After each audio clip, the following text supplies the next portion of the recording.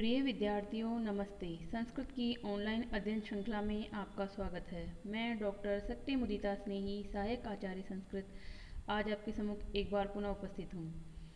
हम आज से एक नया काव्य नीति शतक शुरू करने जा रहे हैं। नीति शतक के रचयिता भर्तृहरि हैं। नीति शतक एक मुक्तक काव्य है। मुक्तक काव्य क्या होता है, इसको जानने के लिए मुक्तक काव्य का संस्कृत साहित्य में किस जगह पे स्थान होता है, इसको देखने के लिए देखिए स्क्रीन पर। भर्तृहरि विरचित नीति शतक संस्कृत साहित्य की एक अनुपम कृति है। संस्कृत भारत की ही नहीं अपितु विश्व की सर्वाधिक प्राचीन भाषा है। संस्कृत को हम दो भागों में बांट सकते हैं, वैदिक संस्कृत और लौकिक संस्कृत। वैदिक संस्कृत में क्या क्या आता है? वैदिक संस्कृत में आता है संहिता ग्रंथ। संहिता ग्रंथ मतलब जो 4 प्रकार के वेद होते हैं, ऋग्वेद, यजुर्वेद, सामवेद और अथर्ववेद। तो संहिता ग्रंथों से लेकर ब्राह्मण, आरण्यक, उपनिषद, वेदांग। वेदांग कौन से होते हैं? 6 वेदांग होते हैं, एवं सूत्र ग्रंथ इसमें शामिल होते हैं। लौकिक संस्कृत साहित्य को शैली की दृष्टि से दो भागों में बांटते हैं, दृश्य काव्य और श्रव्य काव्य। दृश्य मतलब जिसे देखा जा सके, और श्रव्य मतलब जिसे केवल सुना जा सके। तो दृश्य काव्य के अंतर्गत क्या आते हैं? रूपक। रूपक मतलब रूप को करने वाले, अर्थात नाटक आदि 10 भेद होते हैं इसके। तथा उपरूपक। उपरूपक मतलब रूपक से थोड़े छोटे होते हैं, नाटिका आदि 18 भेद इसमें आते हैं। और श्रव्य काव्य, श्रव्य काव्य के भी 3 भेद होते हैं, गद्य, पद्य और चंपू। गद्य मतलब जो गद्य में लिखी जाती लाइनें, जैसे कि कादम्बरी, सुकना, सुखदेश वगैरह जिसका है। पद्य मतलब श्लोकबद्ध रचनाएं। और चंपू मतलब जिसमें पद्य और गद्य दोनों का मिश्रण होता है, उन्हें चंपू काव्य कहते हैं। अब ये जो गद्य हैं, गद्य काव्य को भी दो भागों में बांटते हैं, कथा और आख्यायिका। कथा जैसे कि कादम्बरी कथा है, बाण भट्ट के द्वारा लिखी गई है, जो कि कल्पना प्रधान होती है। और दूसरा है आख्यायिका। आख्यायिका मतलब इतिहास प्रदान होता है, जैसे कि हर्षचरित है वो आख्यायिका है, और उसका भी लेखक कौन है? उसके लेखक भी हैं बाण भट्ट। और पद्य काव्य के भी 2 भेद होते हैं, महाकाव्य और खंड काव्य। महाकाव्य जो महान है जो काव्य, यानी बड़ा काव्य, जैसे कि हमने पढ़ा किरातार्जुनीयम, ये एक महाकाव्य है। रघुवंशम एक महाकाव्य है। और कालिदास के जो हैं और भी बहुत से महाकाव्य हैं। इसी प्रकार से खंड काव्य। खंड काव्य क्या होता है? खंड यानी छोटा, काव्य यानी काव्य को करने वाला, करना, काव्य को करना है छोटा काव्य, जिसमें किसी एक भाग का ही वर्णन होता है, पूरा बड़ा नहीं होता है। इस खंड काव्य को ही गीति काव्य कहते हैं। गीति काव्य अर्थात जिसमें गान प्रधान होता है, जिसे गाया जा सके, यानी कि विषय वस्तु की दृष्टि से खंड काव्य, और अगर हम उसको गाएं तो जिसमें गेयात्मकता हो, लय हो, जो गाया जा सके। वैसे तो महाकाव्य को भी गाया जा सकता है, जैसे कि हमने किरातार्जुनीयम प्रथम सर्ग को वंशज छंद में गाकर ही पढ़ा है, पर फिर भी गीति काव्य में मुख्य रूप से गेयता प्रदान होती है। उसमें इस तरह की भाषा शैली प्रयुक्त होती है कि स्वाभाविक रूप से ही गाने का उसमें गाया जाता है वो। ये जो गीति काव्य है, ये खंड काव्य का ही नाम है। और गीति काव्य पाश्चात्य वैज्ञानिकों ने इसको नाम दिया है, जिसको अंग्रेजी में क्या कहते हैं? लिरिक्स। लिरिक्स कहते हैं, यानी कि जो गाया जा सके। और इस गीति काव्य के ही 2 भेद होते हैं, प्रबंध और मुक्तक। प्रबंध अर्थात जिसमें जो घटना होती है वो गेयता तो होती है, परंतु कि कोई एक घटना होती है और आपस में एक दूसरे से जुड़ी हुई घटना होती है, जैसे कि मेघदूत। मेघदूत जो है कालिदास का है, उसमें वो एक प्रबंध काव्य है। उसमें क्या है? मेघ को दूत बनाकर भेजा गया है, और यक्ष और यक्षिणी की विरह व्यथा बताई गई है। और उसमें एक जो पद्य है दूसरे पद्य से जुड़ा हुआ है क्रमशः। और दूसरी शैली क्या है गीति काव्य की? मुक्तक काव्य। मुक्तक यानी मुक्त है, जो एक दूसरे से मुक्त है, स्वतंत्र है, यानी कि जिसका असर एक दूसरे पर नहीं जाता है। जैसे कि हम यहाँ नीति शतक में देखेंगे कि जो 100 पद्य हैं वो अपने आप में स्वतंत्र है। एक पद्य पढ़ते ही आपको उसका अर्थ पता चल जाएगा, वो किसी और पे निर्भर नहीं है। तो ये मुक्तक होता है। तो इसका परिभाषा देखिए आगे जो यहाँ दी जा रही है, आप को यही जानना है कि नीति शतक एक मुक्तक काव्य है, तो मुक्तक काव्य होता क्या है, इसकी ये भूमिका रही कि संस्कृत साहित्य में मुक्तक काव्य का स्थान कहाँ है। यहाँ तक जो मैंने बताया उसको आप एक चार्ट के माध्यम से प्रस्तुत कर सकते हैं। सबसे पहले आप लिखेंगे लौकिक साहित्य यानी काव्य, फिर इसके दो भाग करेंगे, दृश्य और श्रव्य। श्रव्य के भी तीन भाग करेंगे, श्रव्य के गद्य, पद्य और चंपू। और दृश्य के करेंगे दो भाग, रूपक और उपरूपक। रूपक और उपरूपक के उदाहरण में आप लिख देंगे नाटिका आदि 10 वेद और नाटक आदि 10 वेद और नाटिका आदि 18 वेद। और गद्य में बता देंगे आप कथा और आख्यायिका 2 भेद, और पद्य में बता देंगे महाकाव्य और खंड काव्य 2 भेद। चंपू में कोई भेद नहीं है। और जो आप खंड काव्य बताएंगे उस खंड काव्य के ब्रैकेट में लिख देंगे गीति काव्य, और उसके बाद खंड काव्य को भी दो भागों में बांट देंगे, प्रबंध और मुक्तक। प्रबंध का उदाहरण है मेघदूत और मुक्तक का उदाहरण है नीति शतक, जो आपके कोर्स में है। अब यहाँ पे जो मुक्तक की परिभाषा दी गई है वो देखिए स्क्रीन पर। तो यहाँ मुक्तकों से अभिप्राय उन स्वतंत्र छंदोबद्ध रचनाओं से है जिनमें पूर्वापर प्रसंग की अपेक्षा नहीं रहती, अपितु उनका प्रत्येक पद्य स्वतंत्र रूप से अपने अभिप्राय को अभिव्यक्त करने में पूर्णतया समर्थ तथा स्वतः पूर्ण रसास्वादन कराने में सक्षम होता है। यानी कि स्वतंत्र होता है पद्य, छंदोबद्ध होता है, किसी न किसी छंद में होगा। हम देखेंगे इसमें कोई अनुष्टुप में होगा, कोई वंशस्थ में होगा, कोई मालिनी में होगा, कोई श्रद्धा में होगा, इस तरह के छंदों में आएंगे ये। और हर पद्य के अलग अलग छंद होंगे, कोई एक फिक्स छंद नहीं होता। वहाँ जो प्रबंध काव्य होते हैं उसमें एक ही छंद होता है, जैसे कि मेघदूत में है, कौन सा छंद होता है वहाँ पर एक छंद होता है विरह व्यथा करने वाला, उसी छंद में पूरा लिखा गया है वह ग्रंथ। अब यहाँ पर हम जो परिभाषा हिंदी में देखी 2 लाइनों में, उसको हम संस्कृत में याद करेंगे, कॉपी में आप नोट कीजिएगा। पूर्वापर निरपेक्षेणापि येन रसचर्वणा क्रियते तदेव मुक्तकम। पूर्व अपर, पूर्व यानी पहले का, अपर यानी बाद का, निरपेक्षेण निरपेक्ष होकर, अपेक्षा से रहित होकर, अपि भी, येन जिसके द्वारा, रस चर्वणा रस की चर्वणा रस का आस्वादन, क्रियते किया जाता है, तद एव वह ही मुक्तकम मुक्तक होता है। ध्वन्यालोक में ये परिभाषा दी गई है। ध्वन्यालोक एक काव्य का बहुत प्रसिद्ध ग्रंथ है, तो जैसे काव्य प्रकाश है वैसे ध्वन्यालोक है, तो वहाँ पर ये परिभाषा दी गई है। आप इसको याद करेंगे परिभाषा को, पूर्वापर निरपेक्षेणापि येन रस चर्वणा क्रियते तदेव मुक्तकम। अब मुक्तक में जो सबसे ज़्यादा फेमस मुक्तक हैं वो महाकवि भर्तृहरि के द्वारा विरचित श्रृंगार शतक, नीति शतक और वैराग्य शतक हैं। यही मुक्तक काव्य के प्रमुख उदाहरण हैं, और इनमें भी जो सबसे ज़्यादा फेमस है वो नीति शतक हैं। अब भर्तृहरि ने इन तीनों को लिखा है, इनको शतक त्रय भी कहते हैं। तो इनको जानने से पहले, इन शतक त्रयों को जानने से पहले हमें भर्तृहरि का जीवन परिचय जानना होगा, क्योंकि भर्तृहरि ने अपने जीवन की घटनाओं से, अनुभव से प्रेरित होकर ही इन तीनों शतकों को लिखा है। तो इसको जानने के लिए हम भर्तृहरि का जानते हैं पहले जीवन परिचय। तो देखिए भर्तृहरि का जीवन परिचय क्या कहता है आपको। भर्तृहरि, महाकवि भर्तृहरि के जीवन के विषय में कोई पुष्ट प्रमाण हमें उपलब्ध नहीं होते। इनका समय जो है वो 6ठी शताब्दी का उत्तरार्ध माना जाता है, अर्थात 575 से 650 ईस्वी। इनके बारे में बहुत सी जनश्रुतियाँ यानी दंत कथाएँ फेमस है।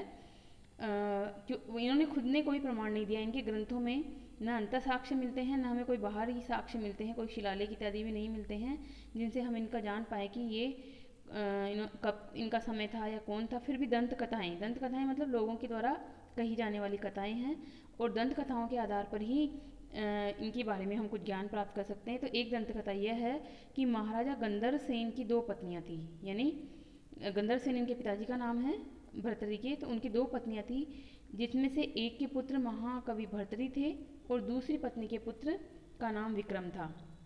विक्रम की माता मालवा के राजा की पुत्री थी, यानी कि इनके पिता दोनों के सेम हैं परंतु माता अलग है। तो यानी सौतेले भाई हैं कौन, महाकवि भर्तृहरि और विक्रम।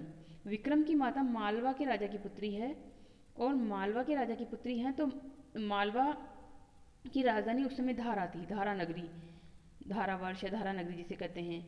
विक्रम और भर्तृहरि दोनों की शिक्षा दीक्षा उसके नाना धारा अधिपति यानी धारा के राजा की देखरेख में संपन्न हुई। यानी कि जो विक्रम हैं वो अपने ननिहाल में पले बड़े हैं, वहीं पर उनकी शिक्षा दीक्षा हुई है और उनके साथ उनके बड़े भाई भर्तृहरि भी वहीं पर पढ़ाई की है। उन्होंने भी धारा नरेश के यहाँ पर यानी धाराधिपति के यहाँ पर।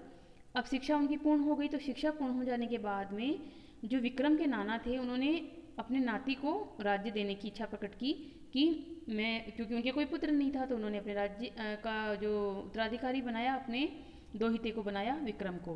परंतु विक्रम अपने भाई से बहुत प्रेम करते थे और वो भाई उनके बड़े थे, तो बड़े भाई के रहते छोटे भाई कैसे राजा बन सकते हैं। तो उन्होंने अनिच्छा प्रकट की कि मैं अपने बड़े भाई के रहते हुए राजपाट स्वीकार नहीं कर सकता। तो उनकी इच्छा का सम्मान करते हुए ही उनके नाना ने क्या किया, विक्रम की इच्छा का सम्मान करते हुए भर्तृहरि को राजा बना दिया और विक्रम को प्रधानमंत्री बना दिया। और इस प्रकार से दोनों राज्य करने लगे। राज्य चल रहा था। इसी बीच में जो भर्तृहरि थे, राजा थे, उन्होंने मालवा की राजधानी को धारा से हटाकर उज्जैन कर दिया। यानी कि उज्जैन उन्होंने अपना नगर बनाया और आराम से राजपाट करते रहे। शुरू में जो भर्तृहरि थे वो बहुत ही भोग विलासी थे। उन्होंने अपने छोटे भाई को प्रधानमंत्री बना दिया और प्रधानमंत्री बनाने के बाद सारा का राजपाट वही देखते थे, उनके छोटे भाई, और वो निश्चिंत होकर भोग विलासों में डूब गए, पूरी तरह से राज्य की उपेक्षा कर दी। और इसी समय उन्होंने श्रृंगार शतक की रचना की। श्रृंगार यानी कि स्त्रियों पर लिखा गया शतक, यानी कि शतक यानी 100 श्लोक। तो प्रेम की कथा है इसमें, और इसमें स्त्रियों का नक्षिक वर्णन है, ऊपर से लेकर नीचे तक, मतलब कि नख यानी नाखून, नक्षिक यानी सिर से ऊपर से नीचे तक वर्णन है। और स्त्री के सुख को ही परम सुख बताया गया है, और जो स्त्री के सुख को प्राप्त करे उसको परम भाग्यशाली बताया गया है। इस तरह की इसमें घटनाएं हैं। इसके बाद में इन्होंने नीति शतक की रचना की और उसके बाद ही वैराग्य शतक की रचना की। परंतु ये नीति शतक और वैराग्य शतक की रचनाएं उन्होंने क्यों की, क्योंकि ये तीनों एक तरह से एक दूसरे से भिन्न रचनाएं हैं, बिल्कुल भिन्न है। ये श्रृंगार में श्रृंगारिक वर्णन है, नीति में जीवन के व्यवहारिक ज्ञान के बारे में है, नीति उपदेश है, और वैराग्य मतलब बिल्कुल ही जीवन से हट जाना, स्त्री सुख को, भोग विलासों को बिल्कुल निंदनीय बताना, इस तरह की घटनाएं हैं। तो एक इंसान 3 तरह के जीवन को कैसे जी सकता है, 3 तरह की काव्य कैसे लिख सकता है, इसको जानने के लिए हमें भर्तृहरि के जीवन की 1-2 और दंत कथाओं के बारे में जानना पड़ेगा। एक उनकी फेमस दंत कथा है, अमर फल की कथा है। इस अमर फल की कथा में उनकी पत्नी, क्योंकि ये जो भर्तृहरि थे इनकी भी 2 पत्नियां थी। एक पत्नी थी पद्माक्षी या अनंग सेना, और दूसरी पत्नी थी रानी पिंगला। तो जो पद्माक्षी थी या अनंग सेना थी, अनंग सेना का मतलब ही होता है, अनंग का मतलब था कामदेव और सेना मतलब सेना, कामदेव की मतलब एक तरह से प्रतिमूर्ति। तो अनंग सेना नाम की जो पत्नी थी उससे जुड़ी हुई है अमर फल की कथा। तो ये जो अमर फल की कथा है इसको आप सुन लीजिए, जान लीजिए मेरे द्वारा, वैसे आप जानते भी होंगे। इसमें क्या घटना है कि एक बार एक मुनि राजा के पास पहुँचे, एक तपस्वी, और उन्होंने एक अमर फल दिया और राजा को कहा कि इसको खाने से आप अजर अमर हो जाएंगे। राजा ने वो फल रख लिया और कहा कि नहा धोकर पूजा पाठ करके मैं इस फल को खा लूँगा। इस तरह से कहकर उन्होंने मुनि को तो लौटा दिया और फल को रख लिया।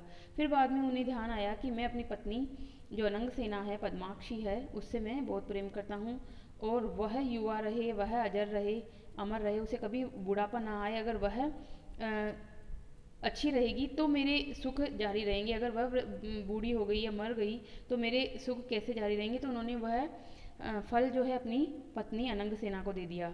अनंग सेना राजा से प्रेम नहीं करती थी, बल्कि वह जो सेनापति था, सेना का सेनापति था, उससे प्रेम करती थी। तो उसने वह फल सेनापति को दे दिया।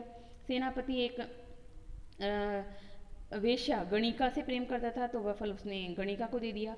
गणिका के पास जब वह फल पहुंचा तो गणिका ने सोचा कि मैं अजर अमर होकर क्या करूंगी, अगर मैं अमर हो गई और इसी तरह से मेरा यौवन बना रहा तो ये जो नारकीय जीवन है मुझे हमेशा जीना पड़ेगा। इस नारी के जीवन से तो मुझे मुक्ति मिलेगी ही नहीं। तो इस जीवन से मुक्ति के लिए तो ये फल किसी ऐसे व्यक्ति को दिया जाना चाहिए जो समाज के लिए बहुत उपयोगी हो। तो उसने सोचा कि राजा ही सबसे ज़्यादा इसके पात्र हैं इस फल के, और वो राजा को चाहती भी थी, मतलब एक तरफा चाहती थी उनके प्रति कि प्रेम करती थी एक तरह से, कि राजा अजर अमर रहे। तो राजा को उन्होंने वह फल दरबार में गई और उनको दिया। तो जैसे ही राजा ने वह फल देखा, राजा उस फल को पहचान गए और पहचान कर उन्होंने सारी घटनाक्रम जाना कि ये फल तुम्हें कैसे प्राप्त हुआ। तो उन्होंने बताया कि मुझे सेनापति से प्राप्त हुआ। सेनापति को बुलाया गया। सेनापति ने कहा कि मुझे रानी अनंग सेना ने दिया। रानी अनंग सेना को जब ये बात पता चली कि राजा का के सामने सारा भेद खुल चुका है, तो रानी ने जो है महल से कूदकर आत्महत्या कर ली। इस प्रकार यहाँ पर जो राजा को एक तरह से जो श्रृंगार शतक लिखा था उन्होंने, जो राजा रहते भी उन्होंने श्रृंगार शतक लिखा था, तो इस प्रकार से ये हुआ। अब उस रानी ने तो आत्महत्या कर ली। अब राजा की एक और रानी थी पिंगला, वो बड़ी ही पतिव्रता नारी थी, ये कहा जाता है। ये दंत कथा है। तो दूसरी दंत कथा है कि भर्तहरि दूसरी पत्नी पिंगला के से उसी के समान प्रेम करने लगे जैसे वह अनंग सेना से करते थे। तो पिंगला भी बहुत सुंदर नारी थी। तो इसमें क्या हुआ, इसमें भी एक घटना है कि एक बार राजा जो हैं वो शिकार खेलने गए थे, और शिकार खेलने गए थे तो वहाँ पे देखा उन्होंने कि एक शिकारी ने हिरण का शिकार कर लिया है और हिरण मर गया है। और हिरण की पत्नी जो हिरणी है वो हिरण को देखकर, उसकी मृत शरीर को देखकर वहीं पर गिर पड़ी है, यानी कि मर गई है। और इधर से शिकारी को ढूंढते हुए आई उसकी पत्नी, तो शिकारी की भी सांप को काटने से मृत्यु हो चुकी थी। जब शिकारी ने अपना शिकार कर लिया, उसके बाद एक सांप ने शिकारी को काटा और सांप मर गया। तो शिकारी की पत्नी ढूंढते हुए पहुंची और उसने देखा कि उसका पति मर चुका है। तो ये देखकर शिकारी की पत्नी भी उस शिकारी की देह के साथ ही चिता में सती हो गई एक तरह से। तो राजा भर्तृहरि को ये घटनाक्रम उन्होंने देखा और देख के उसके बारे में मतलब उन्हें बहुत आश्चर्य हुआ कि ऐसा कैसे हो सकता है कि कोई महिला और कोई जानवर भी, हिरणी भी अपने पति के वियोग में प्राण त्याग कर दे। तो उन्होंने सोचा कि ऐसा नहीं हो सकता। तो ये जो पिंगला थी वो पतिव्रता नारी थी। उसने कहा कि जब सती स्त्रियाँ होती है वो बहुत सतीत्व वाली होती हैं, वो चाहें तो बिना आग को जलाए ही स्वयं को भस्म कर ले, मतलब अग्निदेव प्रकट ही ना हो और बिना अग्नि के ही भस्म हो जाए, इतनी शक्ति होती है सती के सतीत्व में। तो राजा ने सोचा कि ये ऐसा कह रही है, तो मन में सोचा कि मैं इसकी परीक्षा लूँगा कि ये आखिर ऐसा कैसे कह सकती है। तो राजा फिर से एक बार शिकार खेलने गए। तो वहाँ पर उन्होंने सोचा कि आज परीक्षा लेता हूँ मैं इस रानी की, और उन्होंने अपने जो सेवक थे उसके द्वारा अपने खून से लथपथ वस्त्र भेज दिए और ये कहलवा दिया कि रानी को कह देना कि राजा को किसी बाघ ने मार दिया है, राजा की मृत्यु हो गई है और राजा के ये कपड़े हैं। यह सुनते ही रानी पिंगला मतलब बहुत दुखी हुई और उनके जो खून से सने हुए वस्त्र थे उन्हीं को अपने गोद में लेकर चिता बनाकर और वो भी सती हो गई, यानी कि अपने प्राण त्याग कर दिए। तो ये जो पिंगला रानी है वो सतीत्व के लिए फेमस है। इस प्रकार की घटना घटी। अब राजा को ये पूरी घटना पता चली तो उन्हें बहुत पश्चाताप हुआ, कि बहुत धक्का लगा कि ये मैंने क्या कर दिया, अपनी पतिव्रता नारी का मैं एक तरह से हत्यारा हो गया। और उन्हें उसी समय वैराग्य हो गया और वैराग्य धारण कर लिया उन्होंने, और सब कुछ छोड़ के राजपाट उन्होंने अपने छोटे भाई विक्रम को संभला के और तपस्या करने निकल गए। उन्होंने महान योगी जो गोरखनाथ है उनको अपना गुरु बनाया, 12 वर्ष तक कठोर तपस्या की और तपस्या करने के बाद में वह उन्होंने वैराग्य शतक लिखा। और जो वर्तमान में भर्तृहरि हैं, भर्तृहरि की गुफा उज्जैन में आज भी हैं, और उनके साथ ही उनके भाई, उनकी बहन के पुत्र जो थे गोपीचंद, उन्होंने भी तपस्या की थी, तो उनकी भी जो गुफा है वो वहाँ पर है। कहाँ पर? उज्जैन में। दर्शनीय स्थल उज्जैन से बाहर की तरफ क्षिप्रा नदी के किनारे पर ये गुफाएं आज भी सुरक्षित हैं। और इतिहास में जीके में प्रश्न भी पूछा जाता है कि भर्तृहरि का किस राज्य से संबंध था। तो भर्तृहरि का मुख्य संबंध मध्य प्रदेश के उज्जैन से था, जिसको प्राचीन में उज्जैनी नगरी कहते थे और वर्तमान में उज्जैन कहते हैं। और वर्तमान में अलवर राज्य में भी इनका जो तपोस्थल है, तो इसलिए अलवर में भी इनके होने के साक्ष्य मिलते हैं। इसलिए अलवर की जो महाविद्यालय उसका नाम महर्षि ये देव ऋषि भर्तृहरि के नाम पर है। तो इस प्रकार से इनकी 2 घटनाएं थी। इससे इन्होंने सबसे पहले श्रृंगार शतक लिखा, फिर बीच के काल में इन्होंने नीति शतक लिखा और नीति में व्यवहारिक ज्ञान बताया, और उसके बाद में इन्होंने श्रृंगार शतक लिखा। श्रृंगार शतक में भी इन्होंने बहुत सारे ऐसे श्रृंगार शतक लिखा। श्रृंगार के बाद में उन्होंने वैराग्य शतक लिखा। वैराग्य शतक में भी इन्होंने क्या किया है, बहुत अच्छी अच्छी सूक्तियाँ दी है। अगर आपने सुनी हो तो एक सूक्ति आपने ज़रूर सुनी होगी भोगान भुक्ता वयमेव भुक्ता तपो न तप्तं वयमेव तप्ता कालो न याति वयमेव याता तृष्णा न जीर्णा वयमेव जीर्णा। और इसी तरह से एक और है, तृष्णा एका तरुणायते, यानी तृष्णा ही बढ़ती रहती है। और सीख के रूप में उन्होंने बताया, सबको सीख दी कि भोगे रतिम माँ कृथा, भोगों में रति मत कीजिए। ये संसार जो है नश्वर है, ये शरीर जो है नश्वर है, ये जो युवावस्था है वो थोड़े समय के लिए ही है, चली जाएगी। और नारियों के मोह में मत पड़िए, बल्कि अपने जीवन को सार्थक करिए। तो इस प्रकार से ये इन इंसान की मतलब भरतहरि के जीवन में घटी हुई 3 घटनाओं से प्रेरित होकर इन्होंने सबसे पहले श्रृंगार शतक लिखा, जो इनकी प्रथम रचना है। द्वितीय रचना इनकी नीति शतक है, और तृतीय रचना इनकी वैराग्य शतक है। और वैराग्य शतक में इनके जीवन के परम उपदेशों का वर्णन है। अब हम जानते हैं नीति शतक। तो नीति शतक जो है वो, जैसा कि नाम से ही पता चल रहा है, क्या है, नीति पर लिखा गया एक शतक है।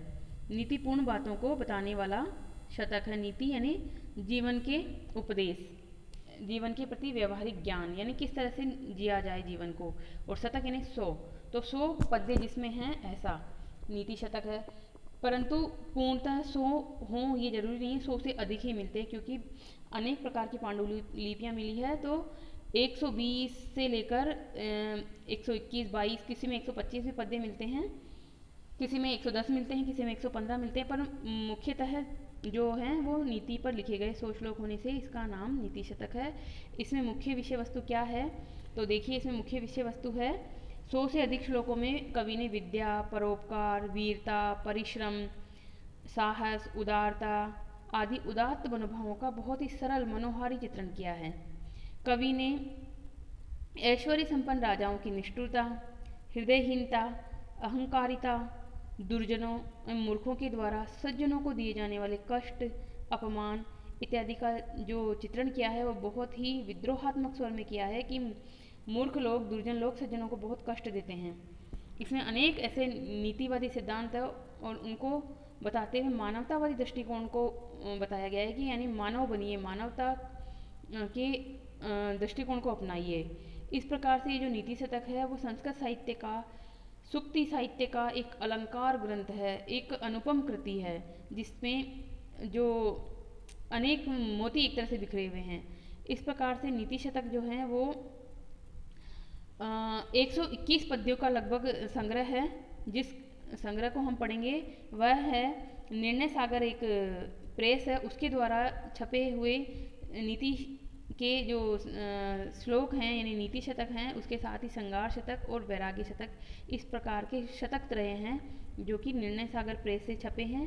उसके आधार पर हम पढ़ेंगे 121 पद्य, और इन पद्यों को कवि ने 10 पद्धतियों में बांटा है। वो 10 पद्धतियाँ कौन कौन सी है, ये किताब चाहे वो कोई से भी एडिशन हो, कोई सा भी संस्करण हो, 10 पद्धतियों में बटा हुआ रहता है।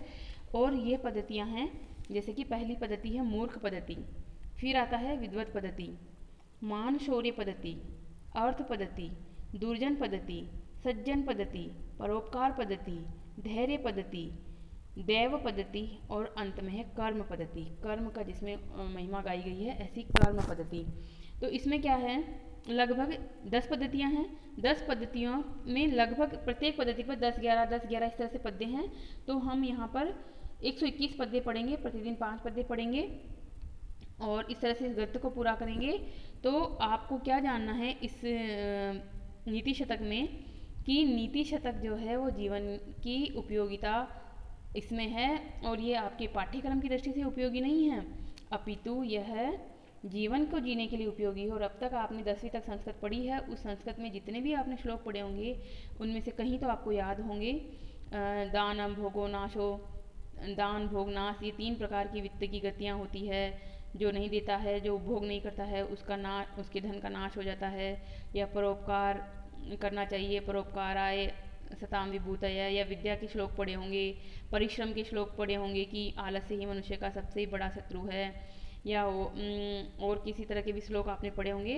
तो इस प्रकार से ये जो श्लोक हैं आपने पहले ही पढ़ लिए हैं, आपको पता भी नहीं होगा कि वो नीति शतक के श्लोक हैं।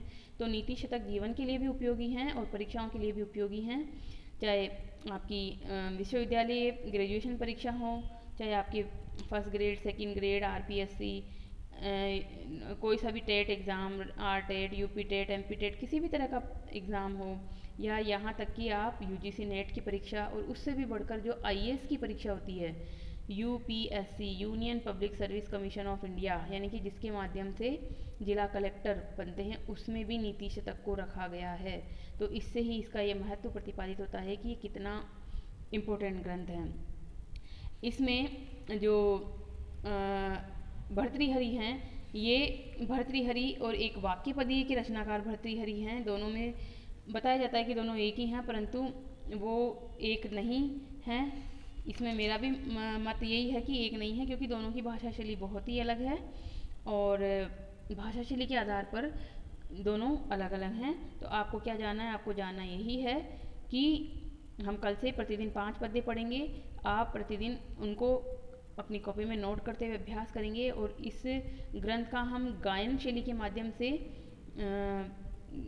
ज्ञान करेंगे, क्योंकि इसकी गेयता ही सबसे इसका महत्वपूर्ण इसका क्या है, तथ्य है।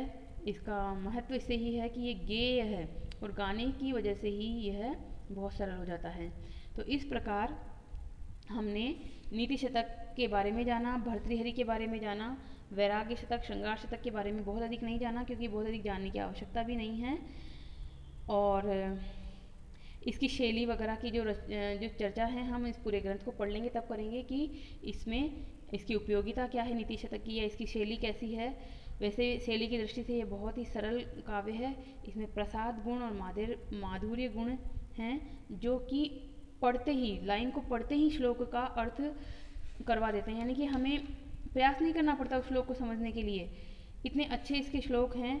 जैसे कि सबसे अंतिम इसका श्लोक है जो हम पढ़ेंगे, वो आपके लिए आज ही मैं बता दूं तो सही रहेगा, क्योंकि वो उपदेश है, जीवन के लिए उपयोगी। आलस्यम ही मनुष्याणाम शरीरस्थो महान रिपु, नास्ति उद्योग समो बंधु यम कृत्वा न अवसीदति। आलस्य ही मनुष्य का शरीर में स्थित महान रिपु है, महान शत्रु है। न अस्ति उद्योग समम बंधु, उद्योग के समान कोई बंधु नहीं है। यम कृत्वा, जिसको करके ना वसीदति, यानी दुख नहीं होता है। यानी कि उद्योग, परिश्रम ही सबसे बड़ा बंधु है, सबसे बड़ा भाई है। तो आप अपने जीवन में भी अपना जो बंधु बनाइए, वो परिश्रम को ही बनाइए। परिश्रम से ही सब कुछ प्राप्त किया जा सकता है, अभ्यास से ही सब कुछ प्राप्त किया जा सकता है।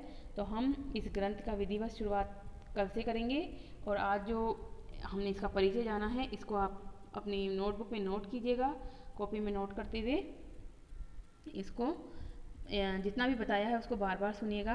आपको ये वीडियो अच्छा लगता है तो इसे लाइक कीजिए, शेयर कीजिए, और आपके इस चैनल को सब्सक्राइब कीजिए, क्योंकि ये मेरा चैनल नहीं है बल्कि आपका ही चैनल है। आपके ज्ञान के लिए ही, आपकी जानकारी के लिए ही, आपके भले के लिए ही इसे लॉन्च किया गया है। और जितने इसके दर्शक बढ़ेंगे उतना ही इसका महत्व बढ़ेगा, क्योंकि जब हम YouTube में सर्च करते हैं कि नीति शतक, तो जैसे ही हम नीति शतक लिखते हैं तो जिसके ज़्यादा व्यू होते हैं, जिसके ज़्यादा सब्सक्राइबर होते हैं, वही वीडियो सबसे ऊपर दिखाया जाता है YouTube के द्वारा। ये YouTube का एक जो है उसकी पद्धति है एक तरह से। तो ये मेरे हिसाब से मुझे लगता है कि मैंने बहुत मेहनत से बनाया है और आपके लिए उपयोगी है। आपके साथ ही जितनी भी ये कक्षाएं हैं, विश्वविद्यालय कक्षाएं हैं, उन सब के लिए उपयोगी है। तो आप इसको लोकप्रिय बनाने में प्रयास कीजिए, और धन्यवाद।